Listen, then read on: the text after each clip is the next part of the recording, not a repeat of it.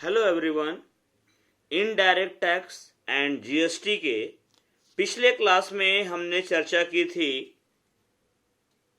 When to apply for registration और इससे related कुछ प्रैक्टिकल प्रॉब्लम्स को भी हमने देखा।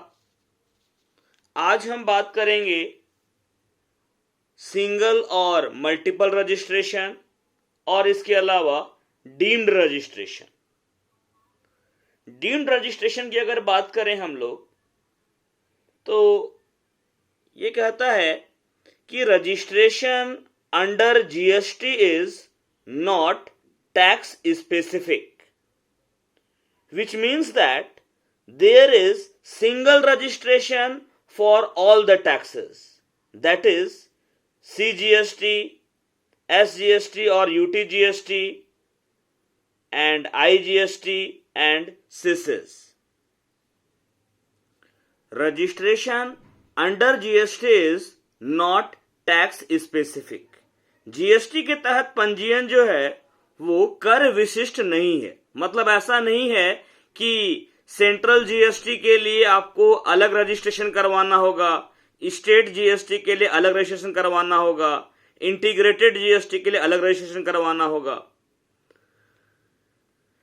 तो यहां रजिस्ट्रेशन जो है वो टैक्स स्पेसिफिक नहीं है। मतलब ये हुआ कि सभी तरह के टैक्सेस के लिए सिंगल रजिस्ट्रेशन होगा। Registration under GST is not tax specific, which means that there is single registration for all the taxes, that is central GST, state GST oblique union territory GST, integrated GST and CIS.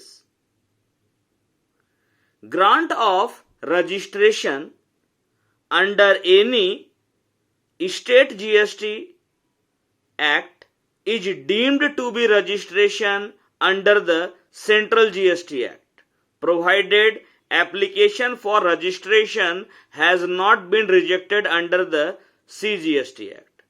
अगर किसी state GST कानून के तहत पंजीयन grant किया गया है तो माना जाएगा कि सेंट्रल जीएसटी कानून के तहत भी पंजीयन प्रदान कर दिया गया है।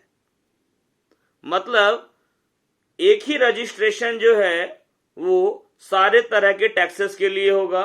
ठीक है, अगर स्टेट जीएसटी से रजिस्टर्ड है तो सेंट्रल के लिए रजिस्टर्ड माना जाएगा।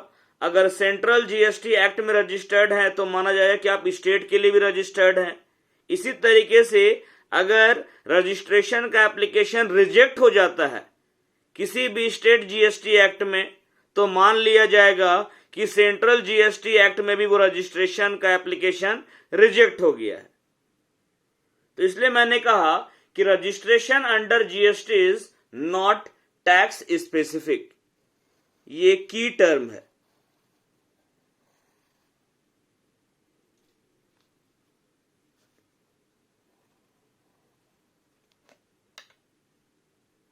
मतलब एक ही रजिस्ट्रेशन होगा सारे तरह के टैक्सेस के लिए। सिंगल और multiple registration. A person seeking registration under this act shall be granted a single registration in a state or union territory. मतलब कोई भी व्यक्ति जो इस जीएसटी कानून के तहत रजिस्ट्रेशन करवाता है उसको सिंगल रजिस्ट्रेशन दिया जाएगा किसी एक स्टेट में या यूनियन टेरिटरी में।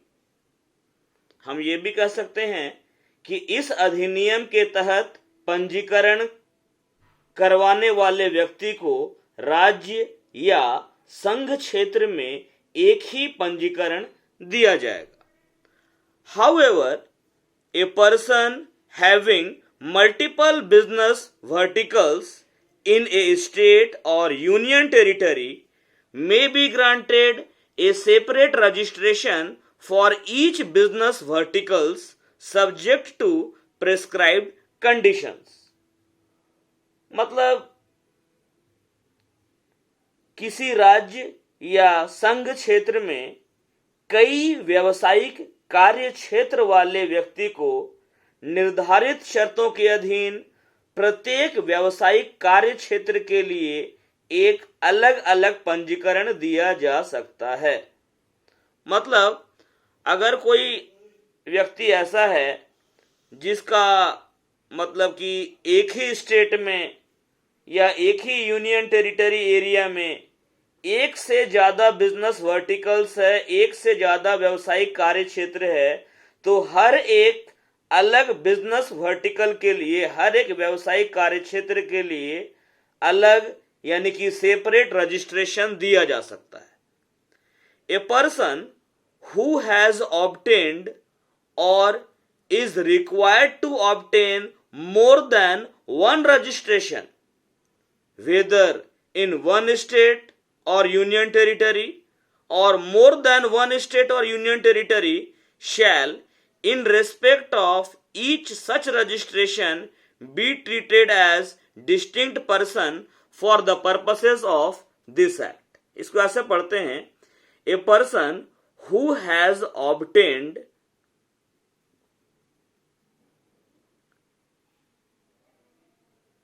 registration in one state, a person who has obtained more than one registration in one state be treated as distinct person for the purposes of this act। ये ऐसे पढ़िए इसको, a person who has obtained more than one registration in more than one state, in respect of each such registration be treated as distinct persons for the purposes of this act। मतलब एक ऐसा व्यक्ति जिसने एक राज्य या संघ क्षेत्र एक या एक से अधिक राज्य या संघ शासित प्रदेशों में एक से अधिक रजिस्ट्रेशन प्राप्त किए हैं, पंजीकरण प्राप्त किए हैं, या उसे रजिस्ट्रेशन करवाना आवश्यक है, रजिस्ट्रेशन प्राप्त करना आवश्यक है, ऐसे प्रत्येक पंजीकरण के संबंध में वह इस अधिनियम के प्रयोजनों के लिए अलग अलग व्यक्तियों के रूप में माना जाएगा। एग्जाम्पल है, Ram has a registered head office in Rajasthan and a registered branch office at Delhi। Ram का पंजीकृत प्रधान कार्यालय राजस्थान में है और पंजीकृत शाखा दिल्ली में है। Ram shall be treated as distinct persons in respect of registrations in Delhi and Rajasthan। Delhi और राजस्थान में पंजीकरण के संबंध में राम को अलग अलग व्यक्ति के रूप में माना जाएगा। ये जो हमारा सिंगल और मल्टीपल रजिस्ट्रेशन, फिर से एक बार बता रहे हैं कि जीएसटी में सिंगल रजिस्ट्रेशन होता है for all types of taxes. दूसरी बात, अगर कोई पर्सन ऐसा है जिसका एक से ज्यादा बिजनेस वर्टिकल है किसी एक ही स्टेट में या मोर देन वन स्टेट में, तो ऐसा आदमी हर एक अलग बिजनेस वर्टिकल के लिए एक सेपरेट रजिस्ट्रेशन प्राप्त कर सकता है। कुछ शर्तों को पूरा करना होगा। इसी के साथ एक ऐसा व्यक्ति जिसका एक से ज्यादा रजिस्ट्रेशन है अलग अलग स्टेट वाइज, ठीक है, या अलग अलग बिजनेस वर्टिकल वाइज, तो उसको इस एक्ट में हर एक सेपरेट रजिस्ट्रेशन के लिए सेपरेट पर्सन माना जाएगा। इंपॉर्टेंट पॉइंट्स में है,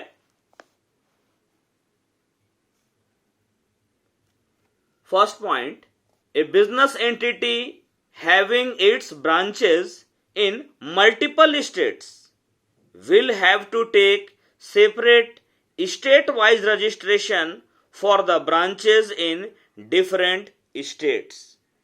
यदि किसी बिजनेस की अलग अलग स्टेट में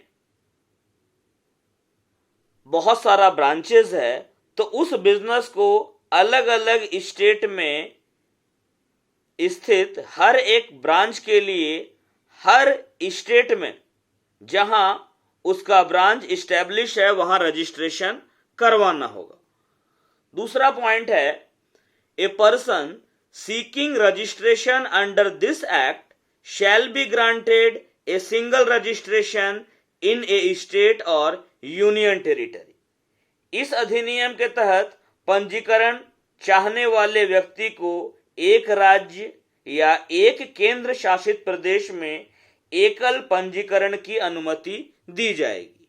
however, with effect from 1st April 2019, a person having multiple place of business in a state or union territory may be granted a separate registration for each such place of business। इस अधिनियम के तहत registration चाहने वाले व्यक्ति को एक राज्य या एक ही केंद्र शासित प्रदेश में सिंगल रजिस्ट्रेशन की अनुमति दी जाएगी।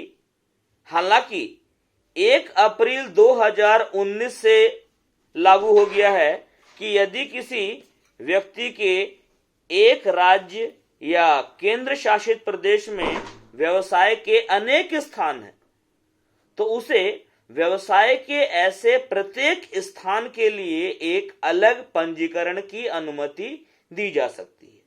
मतलब पहले क्या था कि एक ही स्टेट में आपका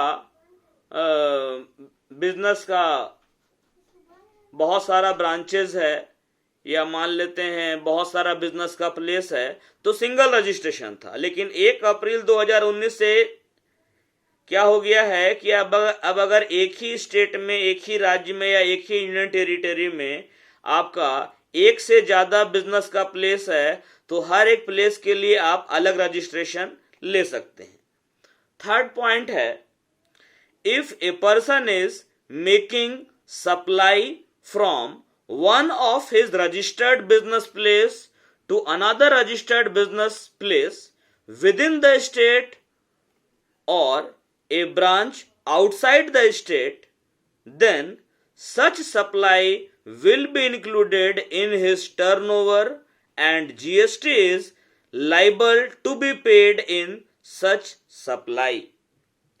यदि कोई व्यक्ति अपने किसी एक रजिस्टर्ड बिजनेस प्लेस से किसी दूसरे रजिस्टर्ड बिजनेस प्लेस को, चाहे वो स्टेट के अंदर हो या स्टेट के बाहर हो, सप्लाई करता है, तो इस प्रकार की सप्लाई को उसके एग्रीगेट टर्नओवर में इंक्लूड किया जाएगा और इस सप्लाई पर जीएसटी का पेमेंट किया जाएगा। क्लियर है? मतलब एक ही आदमी है, उसका 2 रजिस्ट्रेशन है जीएसटी में, वो अपने एक रजिस्टर्ड बिजनेस प्लेस से दूसरे रजिस्टर्ड बिजनेस प्लेस को, चाहे वो एक ही स्टेट में क्यों ना हो, सप्लाई करता है, तो इस तरह की सप्लाई को एग्रीगेट सप्लाई में ऐड किया जाएगा और उस पर जीएसटी भी लगेगा। अगर एक रजिस्टर्ड प्लेस है एक स्टेट में और दूसरा रजिस्टर्ड प्लेस है दूसरे स्टेट में, सप्लाई की जाती है, तो इस तरह की सप्लाई को भी एग्रीगेट टर्नओवर में इंक्लूड किया जाएगा और जीएसटी इस पर लागू होगा। नेक्स्ट पॉइंट है, if one of the registered place of business is paying tax under normal levy, यानी कि section 9, no other place of business shall be granted registration to pay tax under composition levy. यदि किसी business का कोई एक registered place normal levy के तहत tax का पेमेंट कर रहा है, तो बिजनेस के किसी अदर प्लेस को कंपोजिशन लेवी के तहत टैक्स का पेमेंट करने के लिए रजिस्ट्रेशन का परमिशन नहीं दिया जाएगा। मतलब जीएसटी में रजिस्ट्रेशन लेने के टाइम पर दो ऑप्शन है, या तो आप रजिस्ट्रेशन करवाएंगे नॉर्मल लेवी के लिए या कंपोजिशन लेवी के लिए। नॉर्मल लेवी में क्या है कि आप इनपुट टैक्स क्रेडिट का दावा कर सकते हैं। कंपोजिशन लेवी ये छोटे बिजनेसमैन को फायदा पहुंचाने के लिए है, ठीक है। कुछ शर्तें भी हैं इसकी, उनको पूरा करने पर ऑप्शन है बिजनेसमैन को कि वो अपना रजिस्टर नॉर्मल लेवी के तहत करवाए या कंपोजिशन लेवी के तहत। तो ये पॉइंट कहना चाह रहा है कि अगर किसी बिजनेसमैन का एक से ज्यादा रजिस्टर्ड बिजनेस प्लेस है, तो अगर कोई एक registered business place normal levy के तहत रजिस्टर्ड है, टैक्स पेमेंट किया जा रहा है उसमें, तो बाकी जो अदर बिजनेस प्लेस है उसी पर्सन का उस पर नॉर्मल लेवी के तहत रजिस्ट्रेशन ग्रांट कंपोजिशन लेवी के तहत रजिस्ट्रेशन ग्रांट नहीं किया जाएगा। जैसे मान लेते हैं 4 जगह बिजनेस का रजिस्ट्रेशन है आपका, रांची, रामगढ़, हजारीबाग और जमशेदपुर। अगर रांची में आप नॉर्मल लेवी दे रहे हैं तो जमशेदपुर, हजारीबाग और रामगढ़ में भी आपको नॉर्मल लेवी के तहत ही रजिस्ट्रेशन करवाना होगा या रजिस्ट्रेशन ग्रांट किया जाएगा। 5वां पॉइंट इसी का अपोजिट है, if one of the registered business place becomes ineligible to pay tax under composition levy, then all other business places would become automatically ineligible। यदि कोई पंजीकृत व्यावसायिक स्थान कंपोजिशन लेवी के तहत कर का भुगतान करने के लिए अयोग्य हो जाता है, तो अन्य सभी व्यावसायिक स्थान ऑटोमेटिकली स्वतः ही अयोग्य हो जाएंगे। मतलब आपका एक से ज्यादा रजिस्टर्ड बिजनेस प्लेस है, आप सब में कंपोजिशन लेवी के तहत जीएसटी का पेमेंट कर रहे थे। अब अगर कोई एक registered business place composition levy scheme का बेनिफिट पाने के लिए अयोग्य हो जाता है, तो बाकी सारा बिजनेस प्लेस को भी कंपोजिशन लेवी स्कीम का बेनिफिट नहीं मिलेगा। तो ये जो हमने देखा सिंगल और मल्टीपल रजिस्ट्रेशन के बारे में, इससे रिलेटेड अब एक प्रैक्टिकल प्रॉब्लम देखते हैं। और इसमें सबसे इंपॉर्टेंट पॉइंट ये था कि पहले क्या था कि एक पर्सन जो रजिस्ट्रेशन करवाना चाहता है इस एक्ट में, उसको सिंगल रजिस्ट्रेशन ग्रांट किया जाता था किसी एक स्टेट में, लेकिन अप्रैल 2019 से है कि अगर उसका मल्टीपल प्लेस भी है बिजनेस का एक ही स्टेट में, तो सेपरेट रजिस्ट्रेशन ग्रांट किया जा सकता है। तो एक प्रॉब्लम लेते हैं इस पर। प्रॉब्लम है, messrs ABC limited has 5 shoe outlets in the state of Uttar Pradesh. 2 of them are in Agra, 1 each at Lucknow, Kanpur and Gorakhpur. Can be applied for separate registration for each of his outlet, even if they are dealing in same line of business। Messrs ABC limited की उत्तर प्रदेश के राज्य में जूते की 5 दुकानें हैं। उनमें से 2 आगरा में हैं और एक लखनऊ, कानपुर व गोरखपुर में है। क्या वह अपनी प्रत्येक दुकान के लिए अलग पंजीकरण के लिए आवेदन कर सकता है, भले ही व्यवसाय जो है वो एक ही पंक्ति में काम कर रहा हो, मतलब कि सेम लाइन में काम कर रहा हो। सब तो शू आउटलेट है ना, शू आउटलेट है, सब जगह जूता का काम हो रहा है। तो पहले तो क्या था कि अगर एक ही स्टेट में आपका एक से ज्यादा बिजनेस प्लेस है और सबका सब सेम लाइन में काम कर रहा है, तो आपका सिंगल रजिस्ट्रेशन होता था। लेकिन अब क्या है कि अब परमिशन मिल सकता है सेपरेट रजिस्ट्रेशन का। तो जवाब है yes, Messrs ABC can apply for separate registration for each of his business place यानी कि outlet. Previously पहले क्या था? This was not permitted. But from 1st April 2019, registration can be obtained for each business place within the state even if engaged in same line of business. Hindi में जवाब आपको लिखना है हाँ, मेसर्स एबीसी लिमिटेड अपने प्रत्येक व्यवसायिक स्थान यानी कि दुकान के लिए अलग पंजीकरण के लिए आवेदन कर सकता है। पहले इसकी अनुमति नहीं थी, परंतु 1 अप्रैल 2019 से राज्य के भीतर प्रत्येक व्यवसायिक स्थान के लिए पंजीकरण प्राप्त किया जा सकता है, भले ही व्यवसाय एक ही पंक्ति में लगे हों। Thank you.